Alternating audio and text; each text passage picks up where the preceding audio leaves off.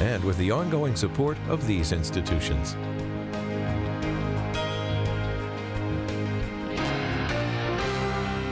This program was made possible by the Corporation for Public Broadcasting and by contributions to your PBS station from viewers like you.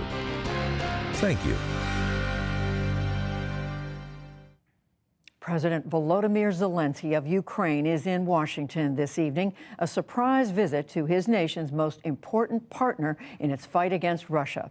He met this afternoon with President Biden and will address Congress later tonight. The visit comes as lawmakers consider major funding increase for Ukraine and as the Biden administration sends more weapons to aid the war effort. Welcome back. In a visit the world is watching, Ukraine's President Volodymyr Zelensky traveled outside the borders of his battered country for his first known trip abroad since Russia invaded in February. Well, Mr. President, it's good to have you back. His decision to come to Washington on day 301 of the war reinforces the partnership between the U.S. and Ukraine that Zelensky sees as critical. On Twitter, he said he would meet with President Biden to, quote, strengthen resilience and defense capabilities of Ukraine. He took that same message Tuesday to Ukrainian troops in the city of Bakhmut, the site of pitched and brutal fighting in the east. It is a complicated situation. The enemy increases the number of its troops. We will pass on gratitude from our boys to the U.S. Congress and U.S. President for their support, but it is not enough. Ukrainians reacted to news of Zelensky's visit, trusting their leader to secure what the country needs. We hope for support as the United States is one of our main partners. After his trip to Bakhmut, which is my home city, I hope Zelensky will be able to share his first-hand experience about what's going on there, how our cities are being ruined, how our people are being killed. I think no one in the U.S. can remain careless, and that support will only grow. Russia has hammered Ukraine with missiles and drone strikes in recent weeks as Moscow shifted its strategy to inflict even more pain on Ukraine's people, repeatedly taking down the electrical grid amid freezing winter cold. But more air defense is on its way. The U.S. announced today that it would provide an additional $1.8 billion in military aid to Ukraine with, for the first time, a Patriot missile battery and precision-guided bombs for fighter jets. With those, the U.S. aims to help Ukraine bolster both its air defense and attack capabilities. Meanwhile, Russia sent a stark warning against further American military aid to Ukraine. Weapons supplies continue. The assortment of supplied weapons is expanding. All this leads to an aggravation of the conflict and does not bode well for Ukraine.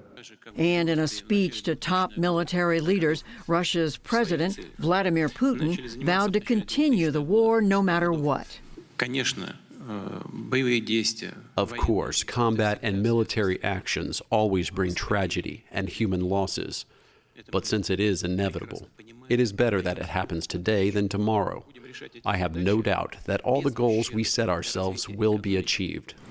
All my appreciations from my heart, from the hearts of Ukrainians, all Ukrainians. Back at the White House, Zelensky thanked the U.S. for support and presented President Biden with a medal won by a Ukrainian officer, given at the officer's request. Later, standing side by side with Zelensky, President Biden said the new aid package would send a powerful message to Putin. He was wrong, wrong, and wrong. He continues to be wrong. The sooner he makes it clear that he cannot possibly win this war, that's when the time we have to put this president in a position to be able to decide how he wants the war to end. They spoke about weapons, energy sanctions, and support for peace talks. Zelensky urged the U.S. to stay engaged in the war and in its support of Ukraine. We really fight for our common victory against this tyranny. That is real life. And we will win. And I really want win together. Thanks so much. Not want, sorry, I'm sure. His last stop is his first in-person address to Congress, where he will ask lawmakers not to forget about Ukraine.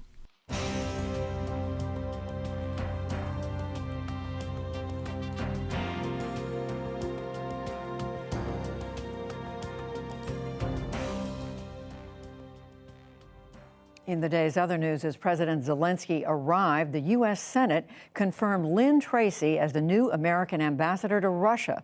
She sailed through on a 93-2 vote in a signal of U.S. solidarity with Ukraine. Tracy is a career diplomat and the first woman to be U.S. ambassador to Moscow.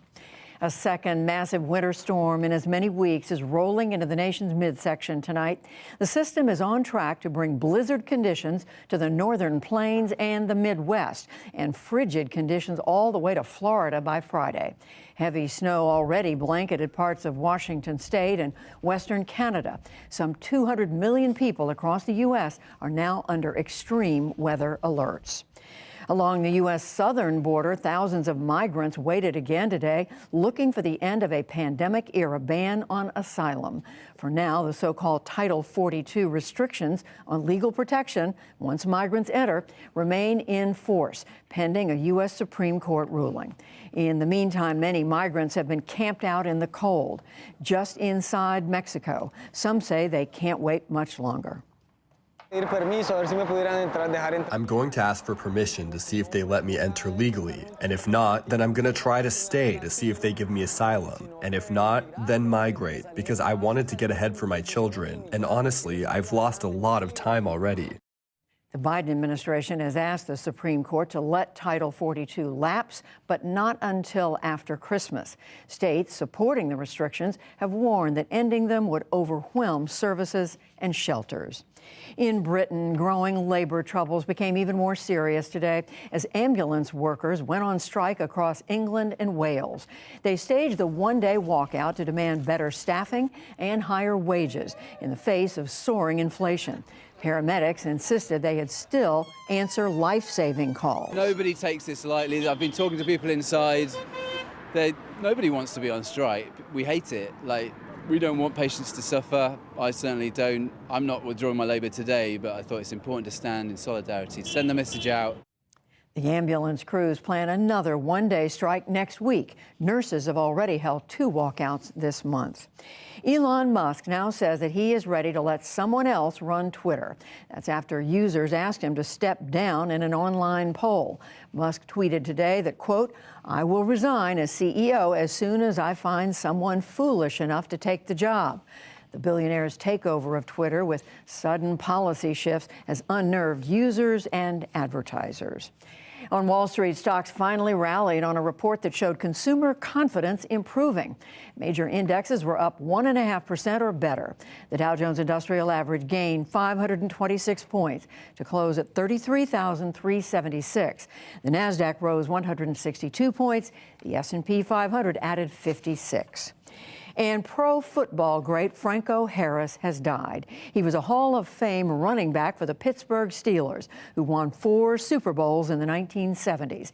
In 1972, Harris made the legendary play dubbed the Immaculate Reception, scooping up a deflected last-second pass to score and win a playoff game. Franco Harris was 72 years old. Still to come on the NewsHour, Ukraine's president prepares to address Congress as the war grinds on. A congressional committee votes to release former President Trump's tax returns.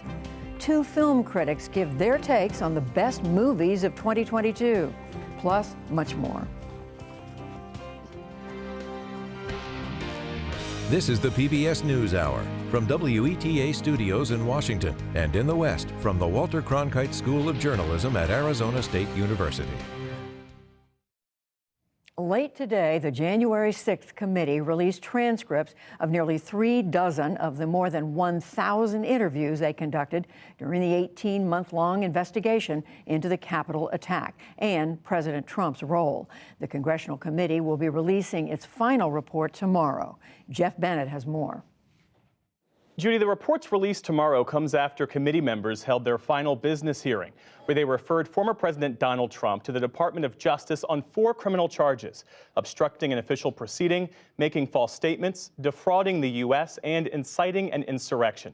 Joining us to discuss what we can expect in the full report is January 6th committee member, Democratic Congressman Jamie Raskin. It's good to have you with us. And Congressman, we expected the full report to be released today. We learned late in the day that it's actually coming tomorrow. What accounts for the delay? I believe that there were printing issues at the government printing office, and so it got pushed into the evening, and we decided to just wait till tomorrow early in the day. So when that full report does arrive, how will it, to include the transcripts, all of the witness interviews, all of the underlying evidence gathered by your committee over the last 18 months, how will that full report expand the public knowledge, the public understanding of what transpired on January 6th, and who ultimately bears responsibility? Well, it will supply a lot of details and a lot of color to the basic elements of the story that the public, I think, already understands. We have a president of the United States who refused to take no for an answer from the American people, who gave more than 7 million more votes to Joe Biden than they did to Donald Trump. It was 306 to 232 in the Electoral College, the same margin that Trump had defeated Hillary by in 2016, which Trump had declared an absolute landslide. But he wasn't going to take no for an answer, and so he began a multi-pronged assault on the election. He tried to get the legislatures to overturn it. So the whole story is told in detail in our report. That doesn't mean we got everything, because there were a bunch of people who blew off their subpoenas or came in and took the Fifth Amendment, but we certainly understand every basic element of the assault on democracy and how 150 of our officers came to be wounded and injured by the mob that Donald Trump whipped up on the ellipse. A question about information sharing, because the Justice Department has been conducting its own wide-ranging investigation into the insurrection and the efforts by Donald Trump and his allies to overturn the election. The January 6th committee is now sharing evidence with federal prosecutors who for months were critical of the panel for refusing to send over witness interview transcripts and other information. Why not share that information earlier in the process? Well, look, we were working on our own investigation, and these things are enormously time-consuming, and our staff was overburdened and staggering under the weight of the work as it was. So we've gotten to the end. We've made it clear we were going to turn over to the Department of Justice all relevant information that they're seeking, and indeed we want the whole public to be able to see exactly what we've learned from this, bipartisan inquiry into the worst violent domestic assault on the peaceful transfer of power and Congress and the Vice President in our history. As you mentioned, the January 6th committee referred 4 members of Congress, all Republicans, to the House Ethics Committee for ignoring congressional subpoenas. The Ethics Committee is unique in that the membership is evenly divided between each political party, an equal number of Republicans and Democrats. Still, Republicans are set to take control of the House in a couple of weeks' time. Do you expect this committee to operate in a nonpartisan fashion regarding these referrals? Well, no, I wouldn't expect them to operate in a nonpartisan fashion. I would expect them to operate in a bipartisan fashion, because I'm realistic about that. But I do think that there's a profound problem that is posed by members of Congress who receive a congressional subpoena to come and to give information and to testify about what they know, who just blow it off and refuse to do that. That's a very serious problem. Congress issues subpoenas, and we expect people to comply with them under the rule of law. What does it do to the credibility of Congress and our ability to enforce our own subpoenas if we have members of Congress who don't even respect that process enough to show up and at least to assert some kind of legal immunity or constitutional privilege if they think they've got it? Lastly, the executive summary of the committee's final report, the executive summary that came out this past week, it doesn't address questions of why the FBI, why U.S. Capitol Police, and other law enforcement agencies didn't do more to increase security on that day. Will we get more clarity on that issue when the final report comes out? Yeah, the final report has a lot more detail and analysis of different things that people said about that. There clearly was information coming in through different law enforcement and intelligence channels that there were going to be large numbers of people coming to Washington, and many of them on the extremist websites were saying that they wanted to storm the Capitol or attack the Capitol or attack officers and so on. And of course, the President of the United States ultimately is the chief of the executive branch of government, but he had no interest in defending us in this case, as we saw on January 6th itself, when the riot was actually underway. The attack on his own vice president and members of Congress was underway, and he did nothing. He didn't get in touch with the FBI, he didn't get in touch with the Joint Chiefs of Staff, he didn't get in touch with the police and so on. So clearly he wasn't doing anything before that. And then other different individuals did different things, and we discuss it. But overall, it was simply not up to the task of dealing with the size of the crowd, the mob that came to attack the Capitol as incited by Donald Trump. And so that's a serious problem that we'll have to look at. None of that absolves or exonerates Donald Trump in any way of what he did, because he was the one who unleashed the whole sequence of events. He called for the rally right at the exact same time Congress was meeting in the joint session under the 12th Amendment. He urged everybody to come for a wild protest and became the first president in American history to try to assemble a crowd, quickly to become a mob, to attack the peaceful transfer of power. So he's the one who's responsible for it. It's like a bank robbery where you've got a mastermind of a bank robbery take place and the bank is robbed, and then you ask questions afterwards about, well, were there people who are somehow cooperating with it, or were there people who should have done something differently? How could we fortify ourselves in the future? All those are legitimate questions, but none of them absolve Donald Trump of his central culpability in this matter. Democratic Congressman Jamie Raskin, member of the January 6th Congressional Committee. Thanks as always for your time. You bet.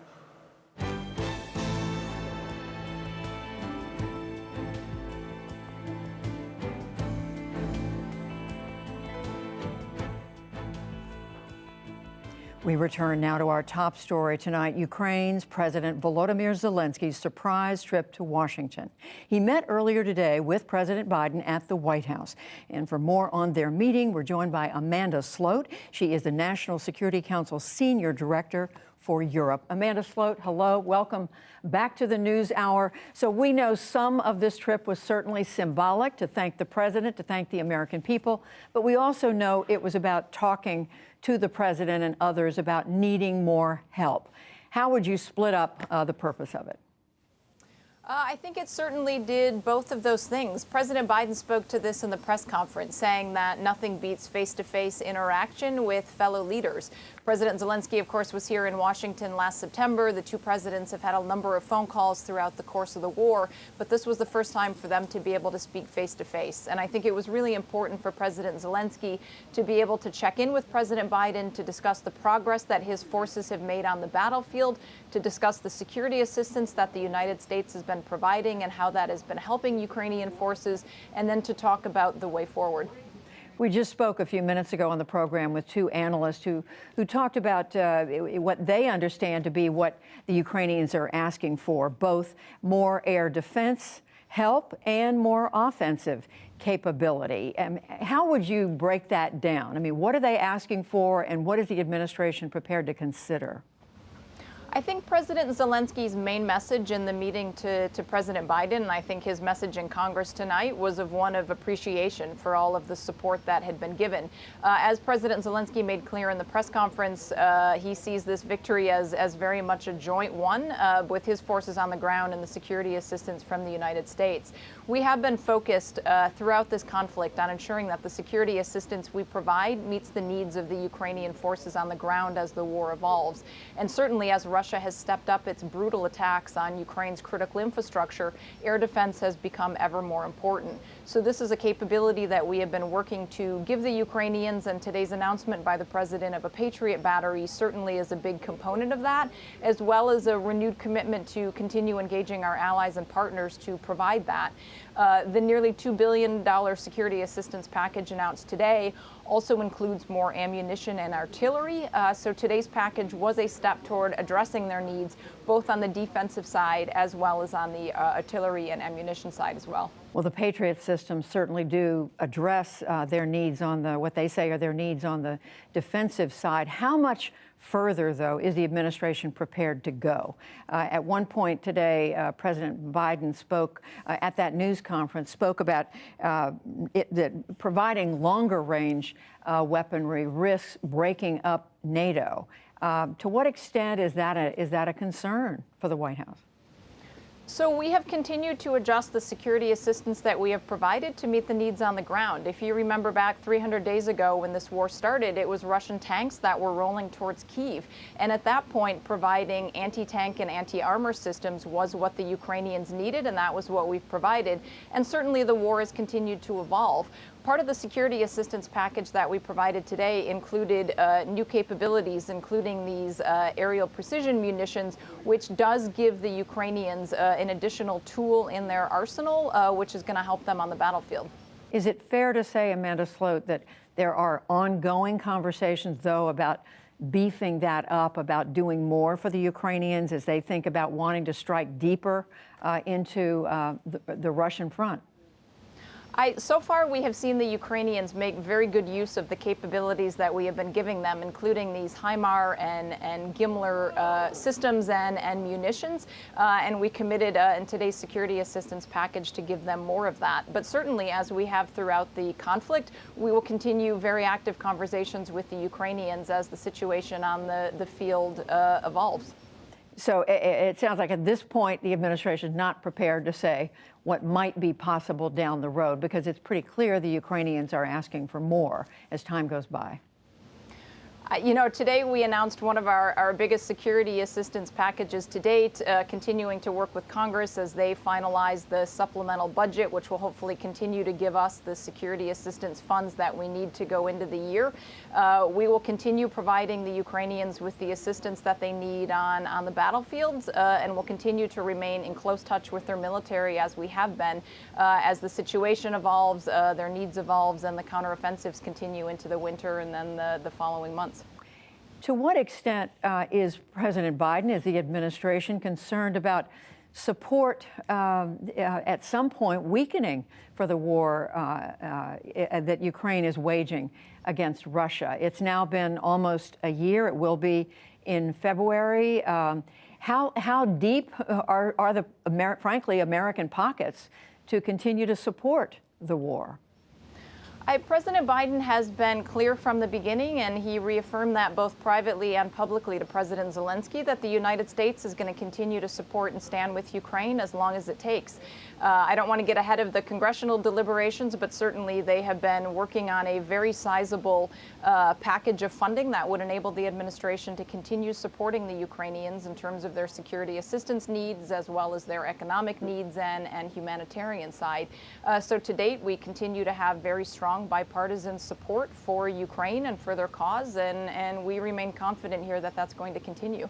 As I mentioned, you're the National Security Council senior person for Europe. It's clear that the Europeans are not doing as much for Ukraine as the Americans have been. They've certainly provided some support. What kind of conversations is the administration having with Europeans about doing more? The Europeans certainly have stepped up to help the Ukrainians. It is certainly true that the United States is the biggest provider of security assistance, but there's a large number of countries in Europe and more broadly that have also contributed capabilities to the Ukrainians. The Europeans certainly have borne the brunt of the refugee crisis. Many of them are housing upwards of millions of Ukrainians. They have also been a very strong partner in terms of the implementation of sanctions, and again, with some of their economic impacts, have really borne the economic costs of that, and have continued to do things on the energy front as well. We convened a Ukraine Defense Contact Group that meets regularly, and as part of today's announcement, we'll be continuing to encourage our allies and partners, especially on the air defense side, as well as to continue providing them with the artillery, the ammunition, and other capabilities that they need.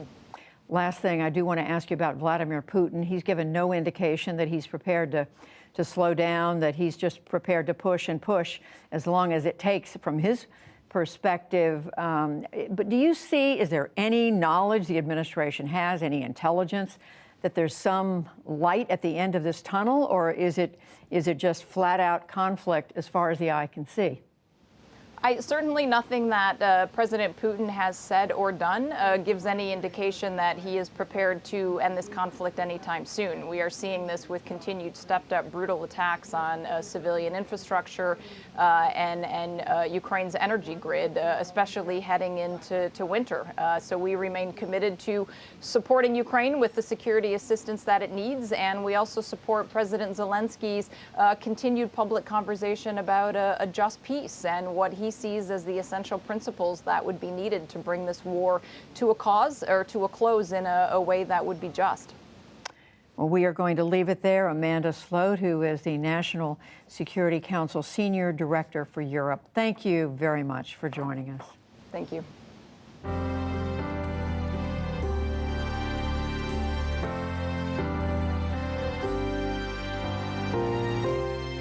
As we reported earlier, Ukraine's President Zelensky is about to address the U.S. Congress. We are going to give stations who are airing NewsHour at another time a chance to join, so we'll be back momentarily.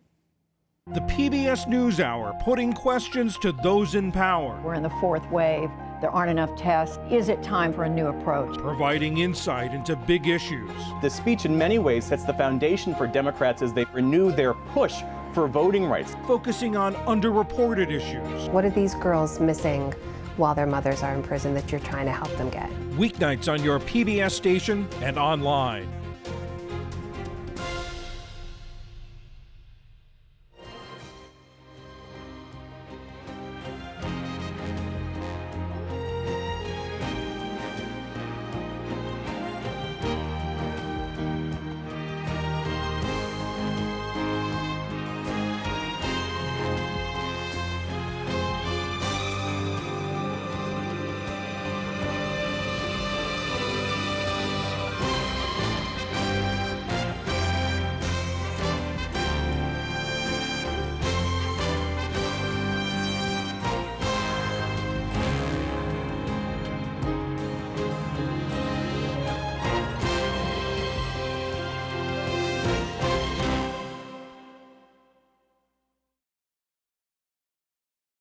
This program was made possible by the Corporation for Public Broadcasting and by contributions to your PBS station from viewers like you.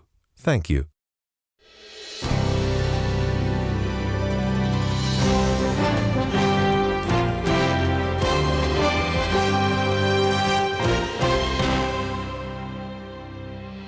Good evening and welcome to this PBS NewsHour special, President Volodymyr Zelensky's address to the United States Congress. I'm Judy Woodruff. The president of Ukraine landed in Washington a few hours ago, his first trip out of Ukraine since the Russian invasion in late February. He met with President Biden at the White House earlier, and at a press conference afterward, Mr. Biden said that the $1.8 billion in additional aid, Patriot missiles, and precision-guided bombs that the U.S. is providing Ukraine would send a powerful message to Russia's President Vladimir Putin.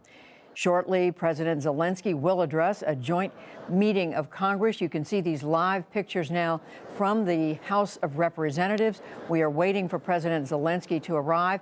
We are told, and you can see it here in this live video picture, that members of Congress are gathered, a number of them in the aisles, waiting to greet President Zelensky, pretty much to give him a hero's welcome, given the way the Ukrainian people and he, as head of government, have conducted this war, surprising the Russians, making this a much, much tougher challenge than the Russians expected at the beginning. You can see them lined up there in the aisles of the House of Representatives.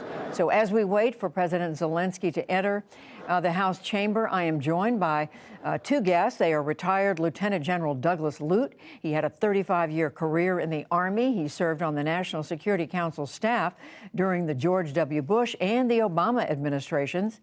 And Stephen Sestanovich. He's a professor at Columbia University and a senior fellow at the Council on foreign relations. He was ambassador at large for the former Soviet Union during the Clinton administration. Welcome to both of you.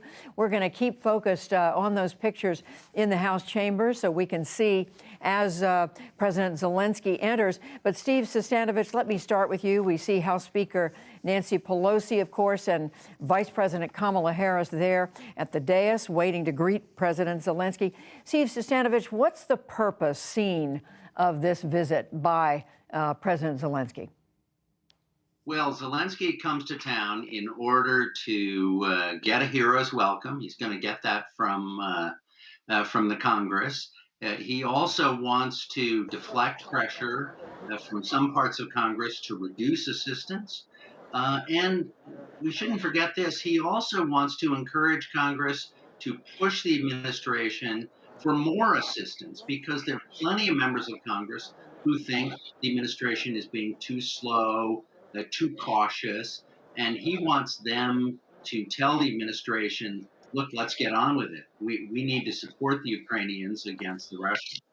And Doug Lute, you talked to members of Congress, I know, a good deal. You've been dealing with the stresses and strains and tensions between a White House and a Congress. What kind of conversations could President Zelensky have while he's here? We don't know every detail of the visit, but are those the kinds of conversations that could make a difference, Doug Lute? I think absolutely, and especially right now, Judy, because, of course, in these last days of this Congress, before the Christmas holiday and then eventually the change of Congress with the new year, there's a omnibus or overall spending bill pending congressional approval. And in that bill is $45 billion additional dollars of assistance to Ukraine. So the most tactical, immediate payoff of this visit to the joint session this evening is to put pressure on approval for that spending. And so, just staying with you for a moment, Doug Lute, are we saying that just the very fact that President Zelensky is here, that he's making these remarks to the Congress, are you saying that could make a difference? Absolutely. I mean, President Zelensky, and we're all about to see this, right? Up close and personal. He is very authentic. He is genuine. He is persuasive. He's an iconic wartime leader. That's going to make an impression on the members of Congress. And Steve Sestanovich, you know, we're used to seeing these live scenes from the House of Representatives waiting for a president to come down the aisle. It's typically a president of the United States. It's not normal for the Congress to open its doors and welcome a foreign leader. But this is a case where the United States has backed this conflict. This war has backed Ukraine from the very beginning and even before that. This is really the first opportunity the members of Congress have had to hear from him in person. He's addressed the Congress virtually from Ukraine, but this is the first time in person. So there's almost an air of excitement, isn't there? Oh, for sure. That's why you've got so many members dressed in Ukrainian colors, yellow and blue. I'm kind of surprised that the Speaker and the Vice President aren't in Ukrainian colors. This is the kind of event that, the Congress has been staging for 80 years, since Winston Churchill spoke here after Pearl Harbor. I mean, the Congress is the forum for a foreign leader who is counting on strong support from the U.S. government to try to galvanize that support. But as Doug and I've been saying, he also wants to put pressure on them to take specific actions. Typically, when a foreign leader comes here, he doesn't have some immediate legislative agenda in mind, but this time he does. And for sure, and again, a reminder that this is one of those rare instances in Washington these days where there's bipartisan support for something. We just saw the Senate Majority Leader Chuck Schumer walk down the aisle with the Senate Republican leader Mitch McConnell, and they were both smiling and laughing. We don't know what that was about. They may be announcing President Zelensky's arrival right now. We can't tell. We can't see everyone coming in. There he is. Yes, that was President Zelensky dressed in his traditional fatigues, his what we see him wearing when we see him appearing on television frequently from Ukraine. There he is. You can see a number of members of Congress. Again, Senate Majority Leader Chuck Schumer, the Republican leader Mitch McConnell. They're seated on opposite sides of the aisle. And as we say, you can't stress enough, it's one of the rare moments when the two sides are in some agreement. So here he is. He's greeting Vice President Kamala Harris and House Speaker Nancy Pelosi. So, and receiving what is clearly a warm welcome from both sides of the aisle in the House. And again, they're in the House chamber. These are House members, but also members of the Senate. He flew out of Ukraine earlier today. First time he has left his home country since Russia invaded back in February. So that very fact alone makes a statement. He flew across the Atlantic, arrived early afternoon in Washington, met with President Biden. The two of them met for several hours. They met the press. And here he is to address the Congress. Let's listen.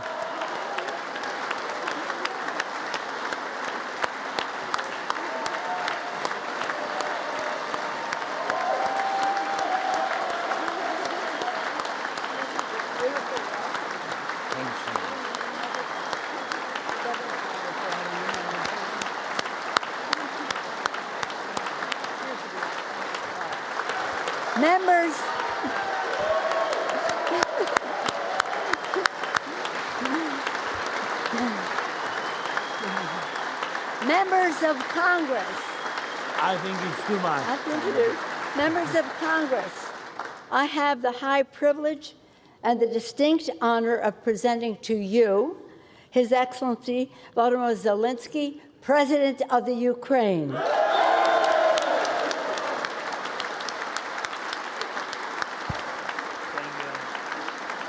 Thank you so much.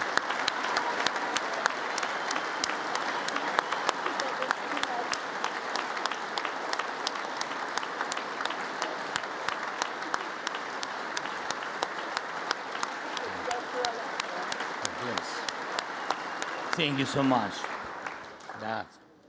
Thank you. It's too much for me. All this for our great people. Thank you so much.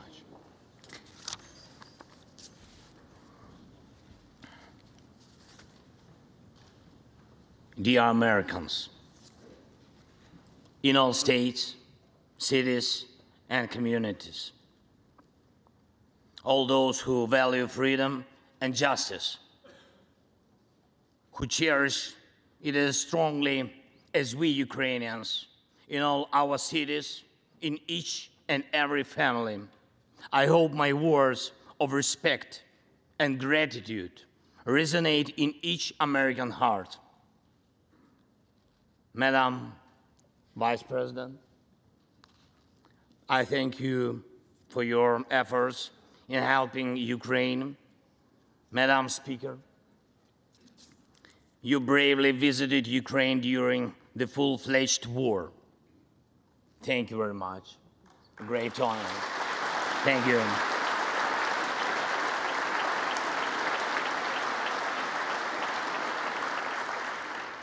Great privilege to be here. Dear members of the Congress, representatives of both parties, who also visited Kyiv, esteemed congressmen and senators from both parties who will visit Ukraine, I'm sure, in the future. Dear representatives of diaspora,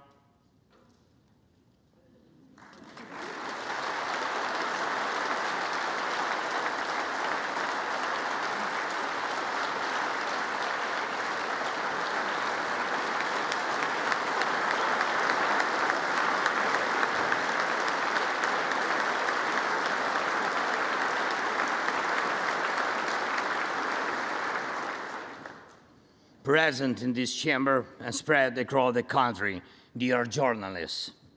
It's a great honor for me to be at the US Congress and speak to you and all Americans. Against all odds and doom and gloom scenarios, Ukraine didn't fall. Ukraine is alive and kicking.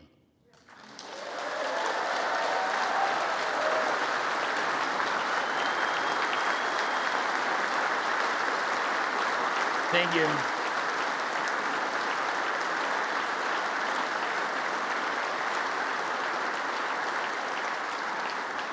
And it gives me good reason to share with you our first joint victory.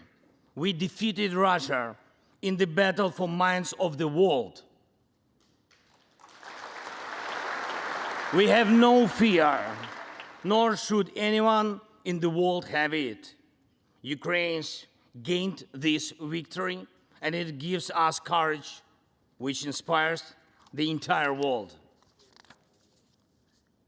Americans gained this victory, and that's why you have succeeded in uniting the global community to protect freedom and international law.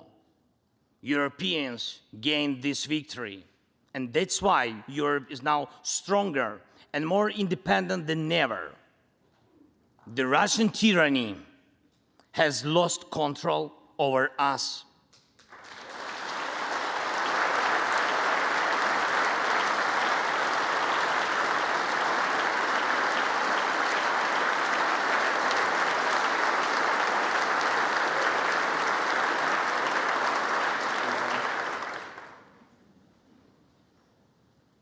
And it will never influence our minds again. Yet, we have to do whatever it takes to ensure that countries of the Global South also gain such victory.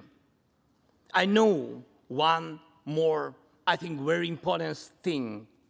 The Russians will stand a chance to be free only when they defeat the Kremlin in their minds.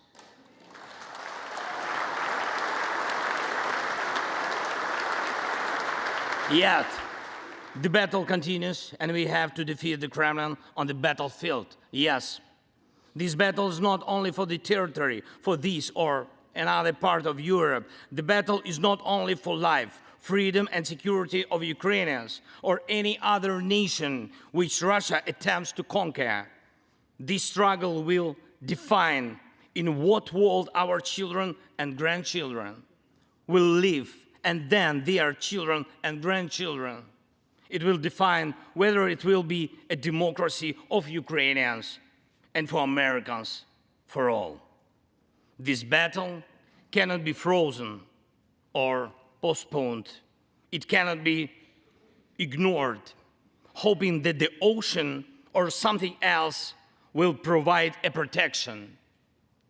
From the United States to China, from Europe to Latin America, and from Africa to Australia, the world is too interconnected and interdependent to allow someone to stay aside and at the same time to feel safe when such a battle continues.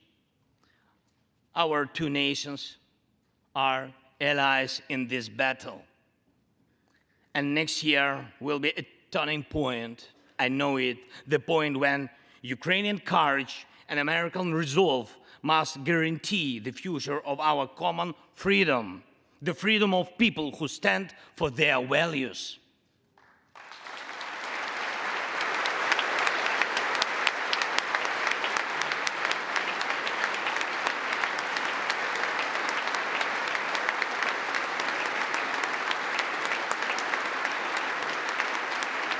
Ladies and gentlemen, Americans, yesterday before coming here to Washington, D.C., I was at the front line in our Bakhmut, in our stronghold in the east of Ukraine, in the Donbass.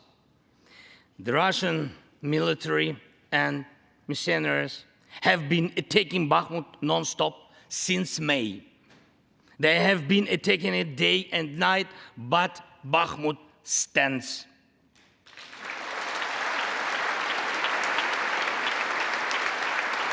Last year, 70,000 people lived there in Bakhmut, in this city, and now only few civilians stay.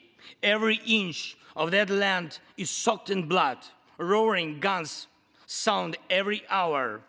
Trenches in the Donbas change hands several times a day in fierce combat and even hand fighting. But the Ukrainian Donbas stands.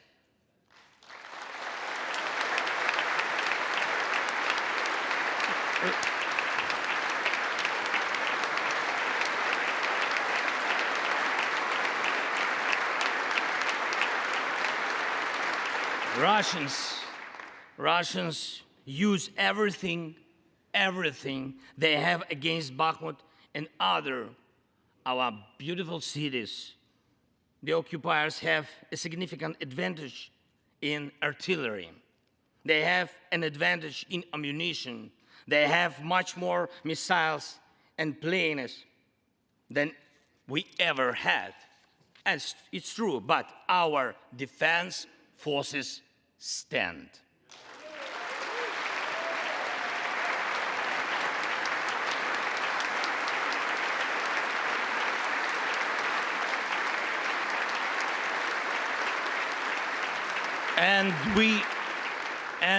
And we all are proud of them. The Russians' tactic is primitive. They burn down and destroy everything they see. They send thugs to the front lines. They send convicts to the war. They threw everything against us, similar to the other tyranny, which is in the Battle of the Bulge. Threw everything it had against the free world, just like the brave American soldiers which held their lines and fought back Hitler's forces during the Christmas of 1944. Brave Ukrainian soldiers are doing the same to Putin's forces this Christmas.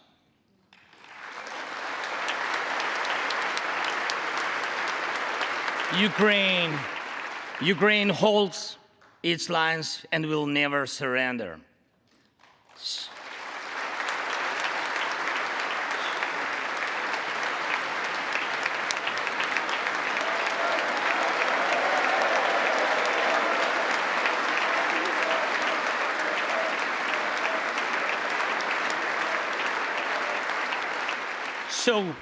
So here is the front line. The tyranny which has no lack of cruelty against the lives of free people. And your support is crucial, not just to stand in such fight, but to get to the turning point to win on the battlefield. We have artillery. Yes. Thank you. We have it. Is it enough? Honestly, not really. To ensure Bakhmut is not just a stronghold that holds back the Russian army, but for the Russian army to completely pull out, more cannons and shells are needed. If so, just like the Battle of Saratoga, the fight for Bakhmut will change the trajectory of our war for independence and for freedom.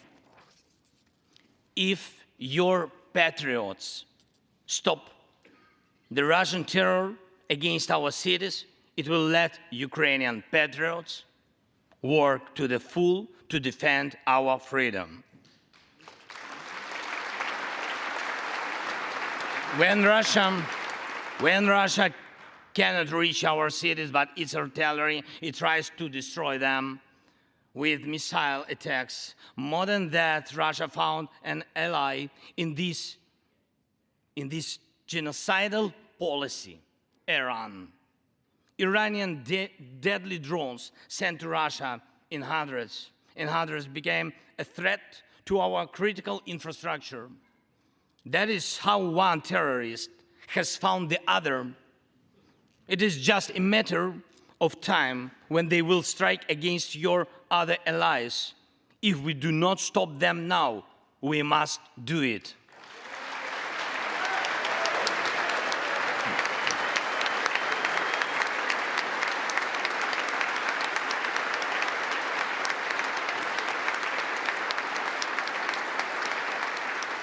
I believe there should be no taboos between us in our alliance. Ukraine never asked the American soldiers to fight on our land instead of us. I assure you that Ukrainian soldiers can perfectly operate American tanks and planes themselves.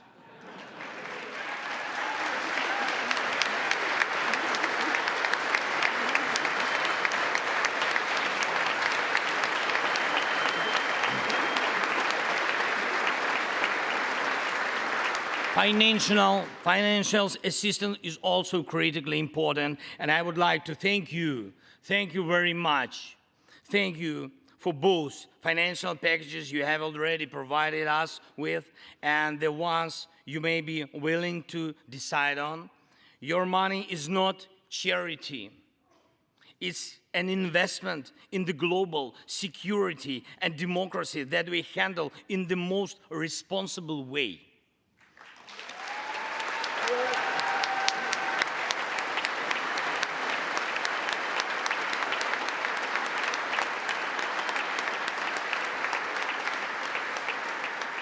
Russia could stop its aggression, really, if it wanted to, but you can speed up our victory. I know it.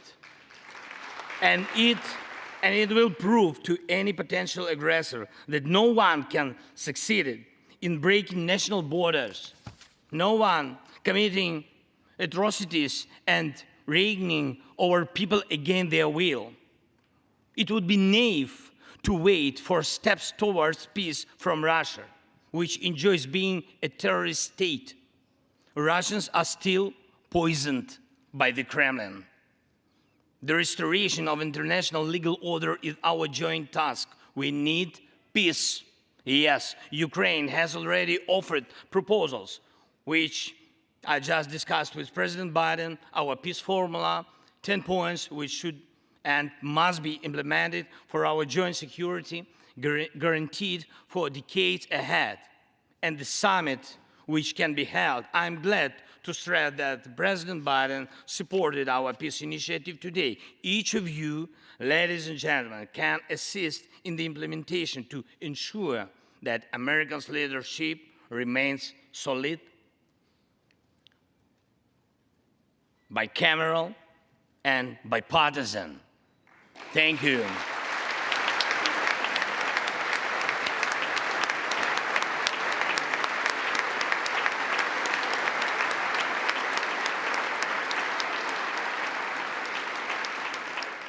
You can strengthen sanctions to make Russia feel how ruinous its aggression truly is. It is in your power, really, to help us bring to justice everyone who started this unprovoked and criminal war. Let's do it. Let terrorists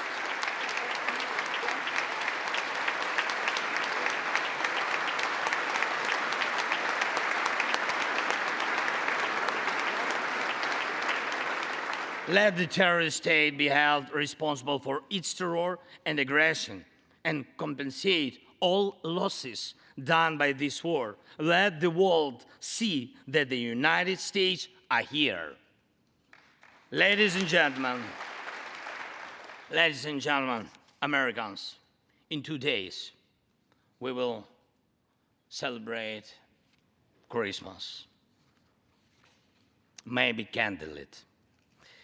Not because it's more romantic, no, but because there will be no electricity. Millions won't have neither heating nor running water. All of these will be the result of Russian missile and drone attacks on our energy infrastructure. But we do not complain. We do not judge and compare whose life is easier.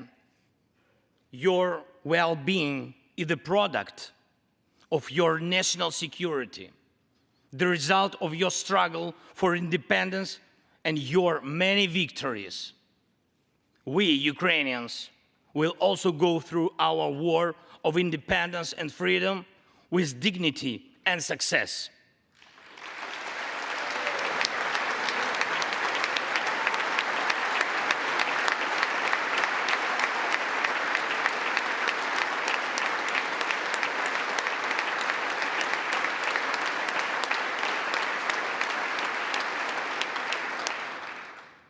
We'll celebrate Christmas.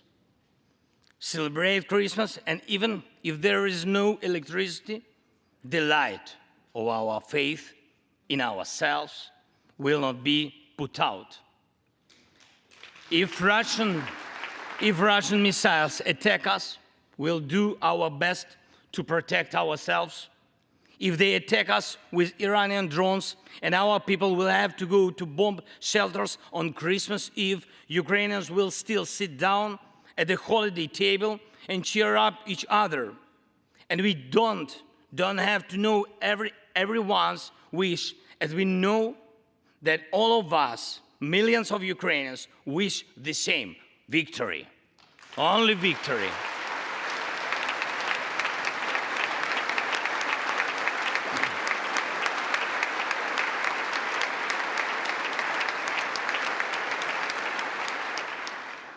We already built strong Ukraine with strong people, strong army, strong institutions together with you. We developed strong security guarantees for our country and for entire Europe and the world together with you. And also together with you, we'll put in place everyone who will defy freedom. Put in.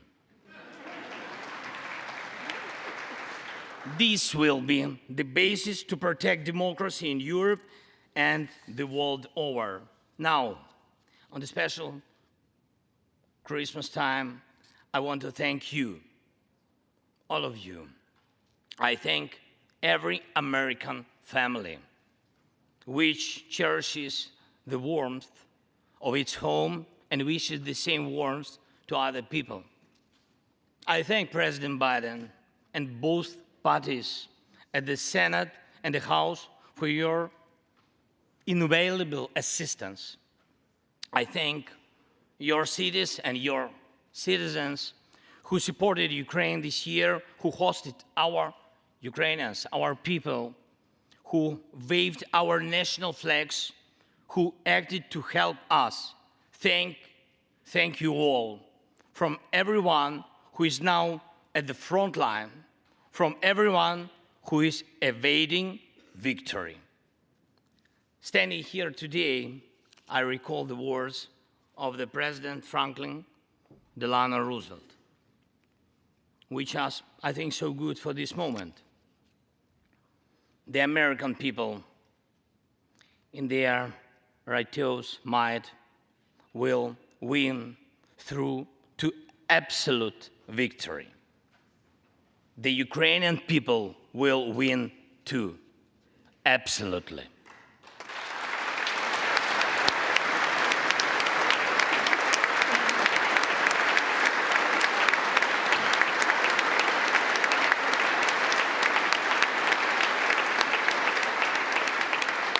I know that everything depends on us, on Ukrainian armed forces, yet so much depends on the world. So much in the world depends on you. When I was in Bakhmut yesterday, our heroes gave me the flag, the battle flag, the flag of those who defend Ukraine, Europe, and the world at the cost of their lives.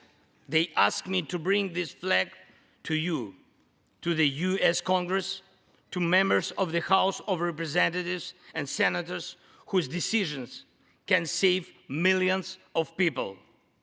So let these decisions be taken. Let this flag stay with you, ladies and gentlemen. This flag is a symbol of our victory. In this war, we stand, we fight, and we will win because we are united. Ukraine, America, and the entire free world.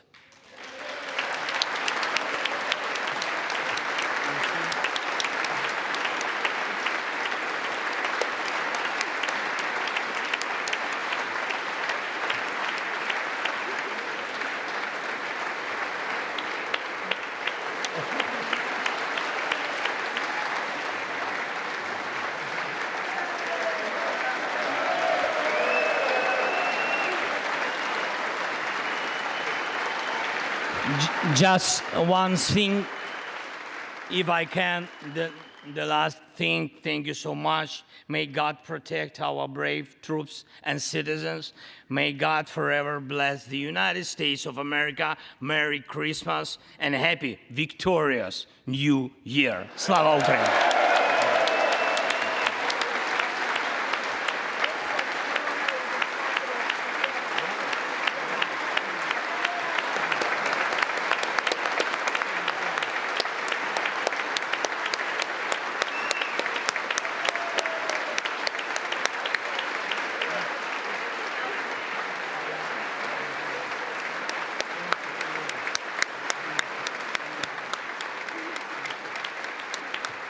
Thank you so much.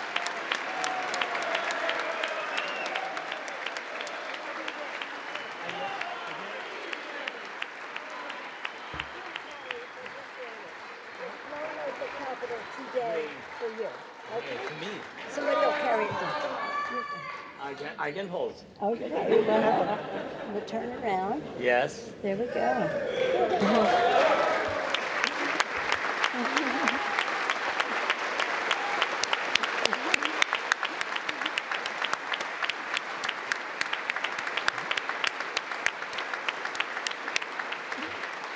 This flag was flown over the Capitol today in honor of the President's visit. Thank you so much. I will take it.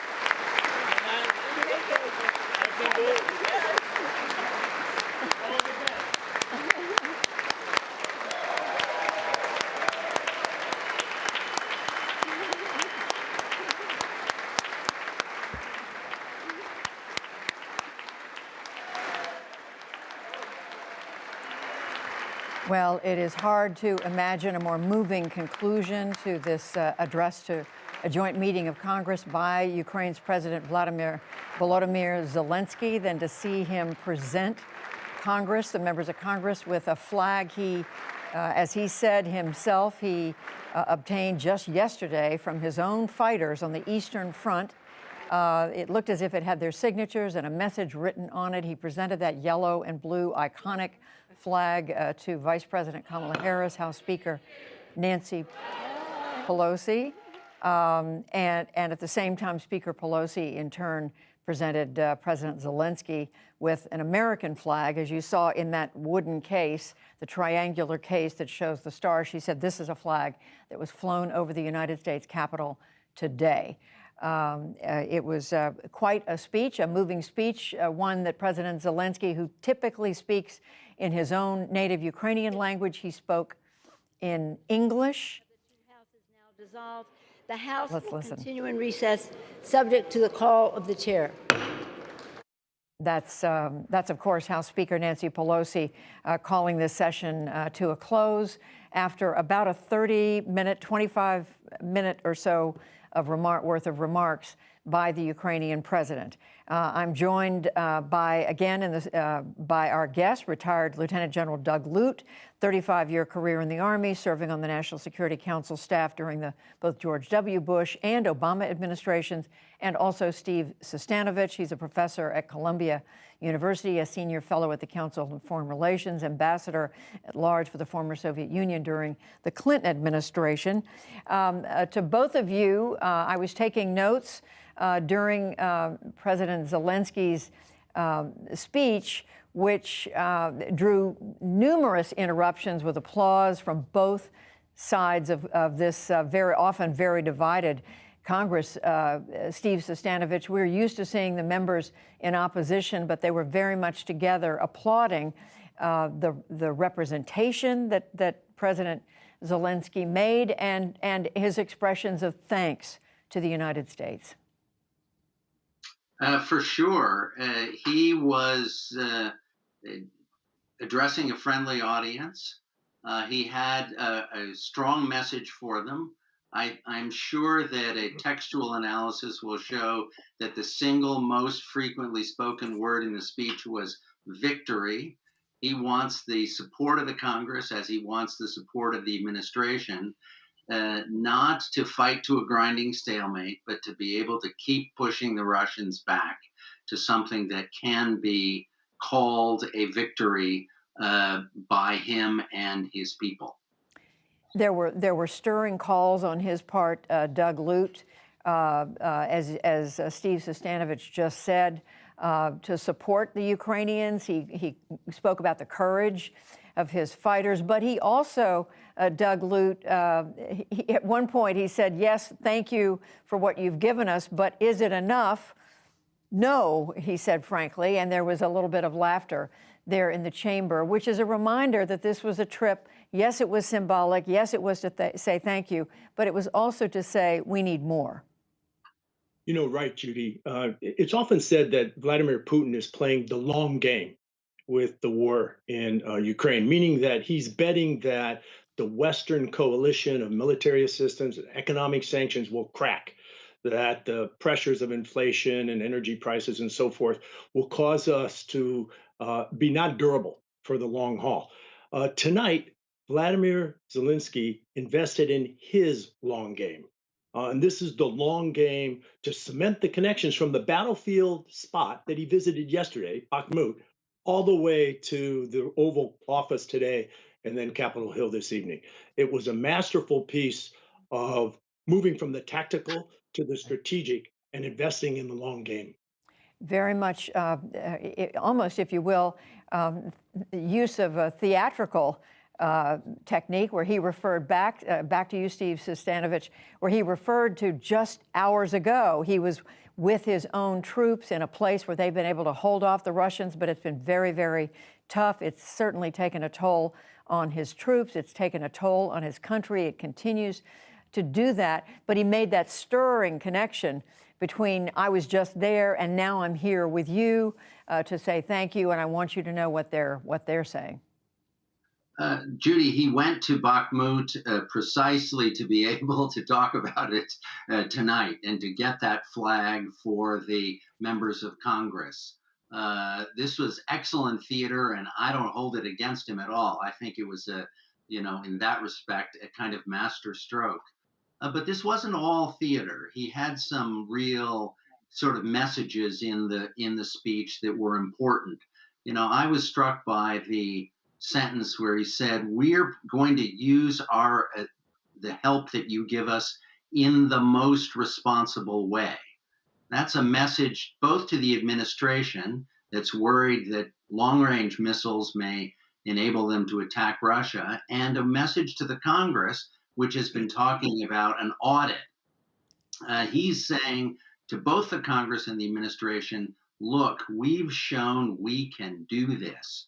As he said at another point, which got a half laugh, not as big a laugh as the one you mentioned, where he said, we've shown we know how to use these tanks and planes. That's right. No, that's right.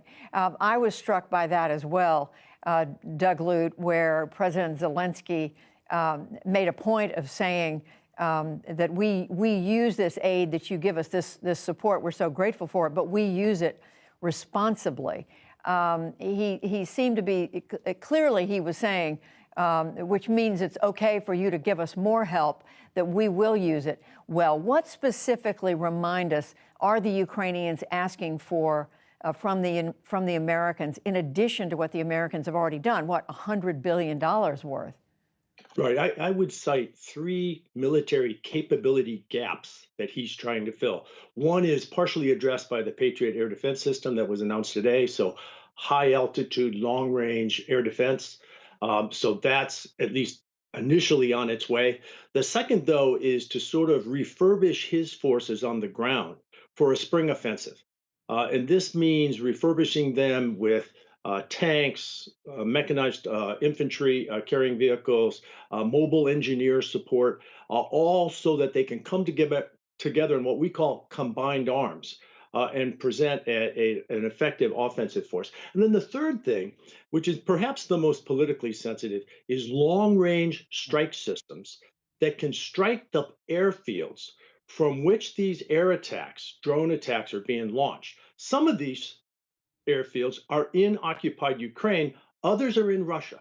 Yeah. And if we really want to get at the defense of Ukraine, we have to do more than provide defense against systems that are already flying in the air, and we have to go to the source of the launch. And that's really what he's talking about in terms of being responsible and so forth. And Doug Lute, I want to stay with you for just a moment because earlier tonight on the NewsHour, I spoke with Amanda Sloat, who's the director for Europe on the National Security Council staff at the Biden White House. And when I pressed her a little bit on what else is the administration prepared to do, what are you not prepared to do, she was reluctant to get into any specifics. She kept referring to what the administration's already doing. But where does the administration, in your understanding, draw the line between what they are prepared to do right now, and we know that line has moved somewhat, and what they just don't think they should do or can do at this moment? Well, so far in this sort of incremental approach to supporting the Ukrainians, we have avoided crossing a line into longer range systems that could actually take the fight to these airfields inside these launching pads inside Russia. And that really, I think, is the most heated debate right now. I think increasingly, as these Iranian drones have an effect on the battlefield, there will be a discussion among planners, American planners, NATO planners, and Ukrainian planners about how there are potential ways to interdict the flow of this Iranian support to Ukraine. But these are down the road. They're not yet ready for decision. Steve Sestanovich, weigh in, if you will, on that discussion that's going on, whether it's at the level of President Biden himself right now, but in the national security arena in the administration, about just how much more this administration can do, this government can do to support Ukraine. Look, I'm not surprised that an NSC staffer was unwilling to be drawn out on this point on the NewsHour.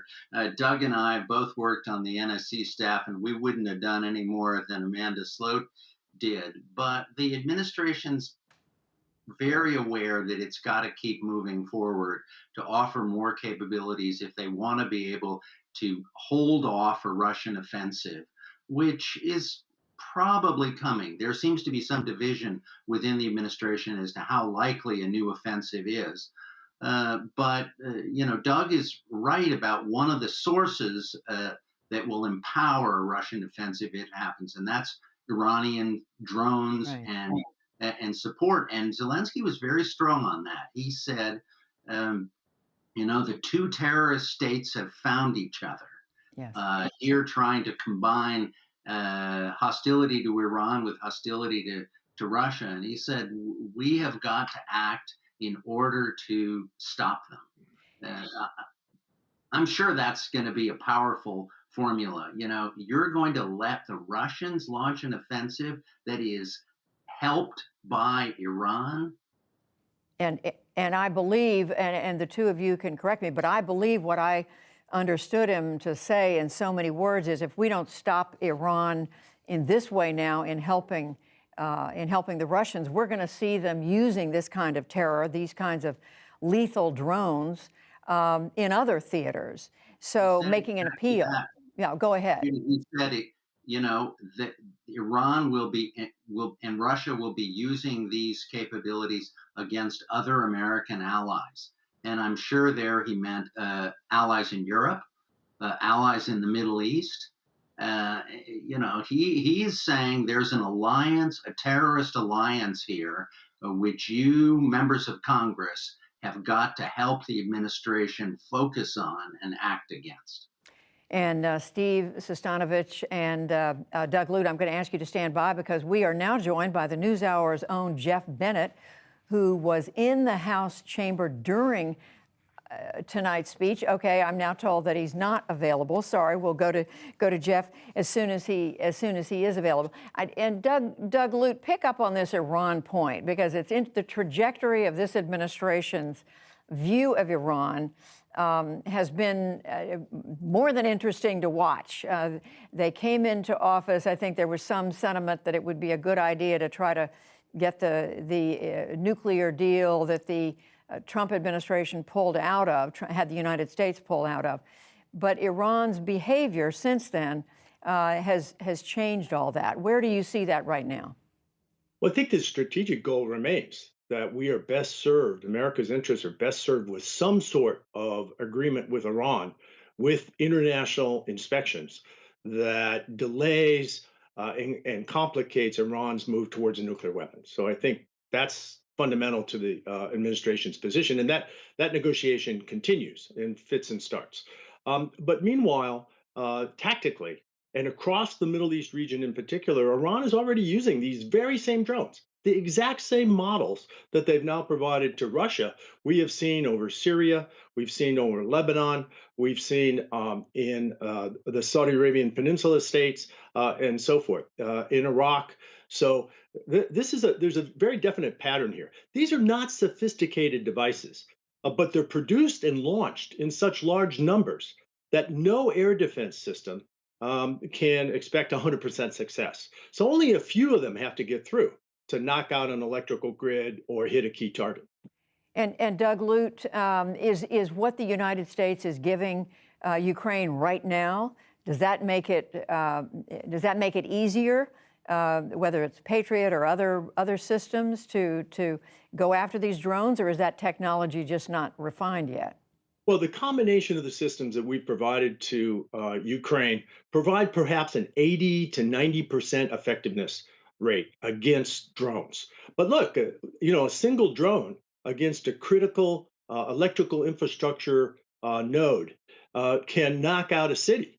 So they don't have to be 100% effective for them to have a meaningful battlefield effect. And that's why going to either the launching source of these drones or actually trying to interdict the supply chain between Iran and Russia might be more lucrative.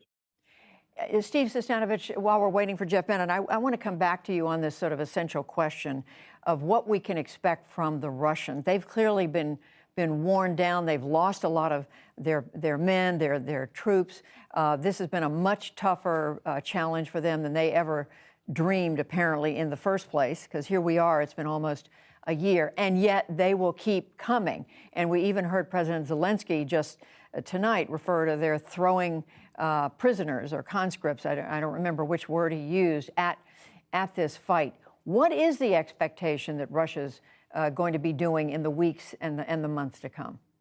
Well, today the Russian defense minister announced an increase in the size of the Russian armed forces of 350,000 troops. Putin said there's no shortage of any financing that we have to work, that you generals have to worry about. He was speaking to an annual meeting of the military defense ministry. He said, we are going to do absolutely whatever it is. So in the next few months and beyond that, you will be looking at probably a somewhat increased, sort of reinforced troop presence in eastern and southern Ukraine. You'll be looking at weapons capabilities that they're attempting to restock.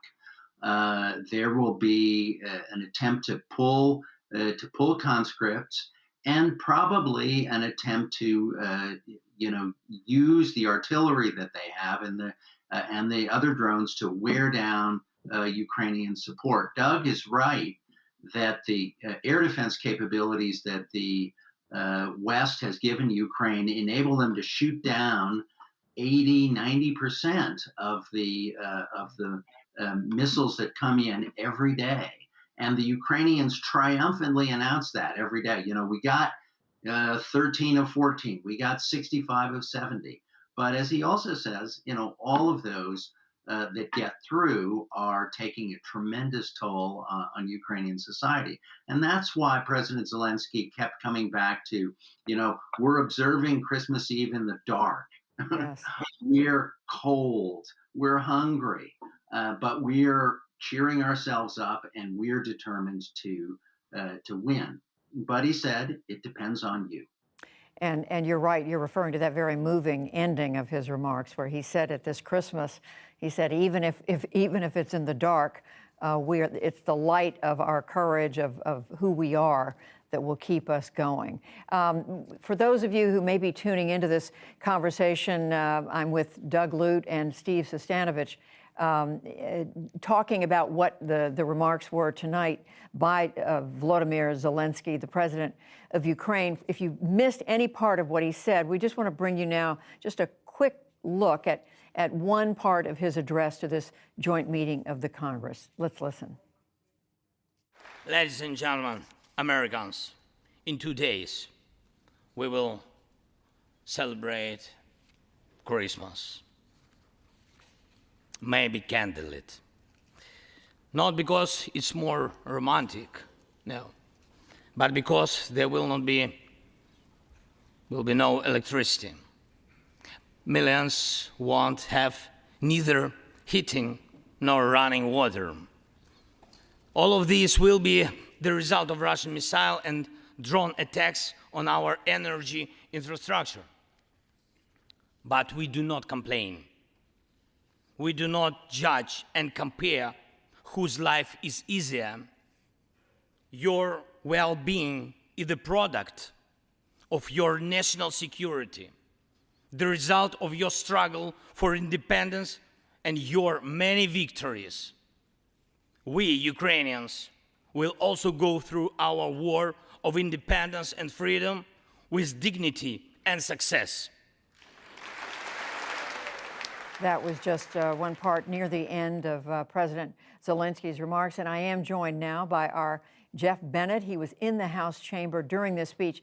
Jeff, I have to say, I don't think I've seen a foreign leader greeted as warmly as President Zelensky was tonight. You're right about that, Judy. It was an extended standing ovation, a minutes-long standing ovation before he even said a word. To give you a sense of the dynamic that's at play here on this side of Pennsylvania Avenue, of course, we saw President Zelensky and President Biden earlier today on the other side of Pennsylvania Avenue at the White House. But his speech to a joint meeting of Congress, his daring and dangerous visit to Washington, comes at a time when there is a small but powerful group of House Republicans who have shown an open hostility to authorizing additional humanitarian or military aid to Ukraine.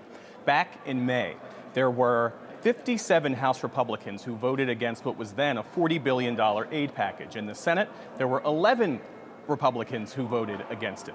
Fast forward to the current moment, you have both chambers debating and set to take a vote soon on what is a sprawling spending package, which includes another $45 billion worth of aid to Ukraine. And Kevin McCarthy, the potential House Republican leader, potential House Speaker in waiting if he's able to cobble together the votes, even though he voted for that package back in May, he's now encouraging House Republicans to vote against this spending package. He has said that he doesn't believe the U.S. should be in the position to write what he calls a blank check to Ukraine. What's interesting is that you heard President Zelensky in his remarks today say, in effect, that money is not charity. What it is, it's an investment in democracy around the world. Kevin McCarthy is locked in a white-knuckle battle to emerge as House Speaker. Right now, as I stand and speak to you, he doesn't have the votes. And all of this sort of suggests to me that his position will not change because he won't become House Speaker without the support of the Trump-supporting far-right wing of the Republican Party. So as that dynamic plays out here, what you had at the White House today was White House officials, and President Biden himself, I believe, said some version of this, that the address tonight from President Zelensky was not aimed at any one political party. What it was his effort to thank the American people, but also to send a message to Vladimir Putin, that Vladimir Putin miscalculated badly at the beginning of this war, and that the U.S. and its allies are determined to stand next to Ukraine come what may, as President Biden said today, as long as it takes, Judy. And that message came through. It is interesting what you say about what's going on in the House among Republicans. Meantime, in the Senate, there does seem to be a majority support for continuing the assistance to Ukraine. So Jeff Bennett was in the chamber. I want to thank you, Jeff, and also our guests, Steve Sestanovich and Doug Lute. That, for now, concludes our special coverage of President Volodymyr Zelensky's address to Congress to this joint meeting. For viewers on the West Coast, we will have a wrap-up on the NewsHour broadcast tonight, and you can follow all of our coverage on our website. That's pbs.org/NewsHour. I'm Judy Woodruff. Thank you for joining us, and we hope to see you again soon. Have a great evening. This program was made possible by the Corporation for Public Broadcasting and by contributions to your PBS station from viewers like you. Thank you.